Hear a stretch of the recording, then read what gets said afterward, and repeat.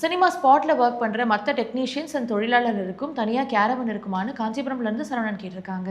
கேரவனை பொறுத்த வரைக்கும் ஆரம்பத்தில் கதாநாயகன் கதாநாயகி அவங்களுக்கு தான் அதை கொடுத்துட்டு இருந்தாங்க. அதுக்கு பின்னால் படத்தில் நடிக்கின்ற குணச்சித்திர நடிகர்களுக்கும் கேரவன் கொடுக்கின்ற வழக்கம் ஆரம்பித்தது. அதைத் தொடர்ந்து படத்திலே வேலை செய்கின்ற முக்கியமான டெக்னீஷியன், அதாவது ஒளிப்பதிவாளர், இயக்குனர், ஸ்டண்ட் இயக்குனர், நடன இயக்குனர் போன்றவர்களுக்கு கேரவனை கொடுக்க ஆரம்பித்தாங்க. ஆனால் இன்னி வரைக்கும் தொழிலாளர்களுக்கு கேரவன் கொடுக்கின்ற பழக்கம் சினிமாவில் வரல.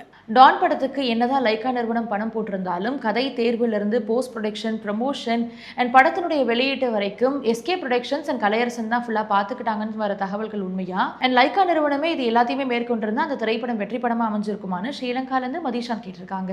லைக்கா நிறுவனம் எத்தனை திரைப்படங்களை தயாரித்திருக்கிறது, அதில் எத்தனை திரைப்படங்கள் வெற்றி படங்களாக அமைந்திருக்கின்றன? அப்படி இருந்தும் இப்படி ஒரு கேள்வியை நீங்கள் எதனால் கேட்டிருக்கீங்க அப்படின்னு என்னால் புரிந்து கொள்ள முடியல.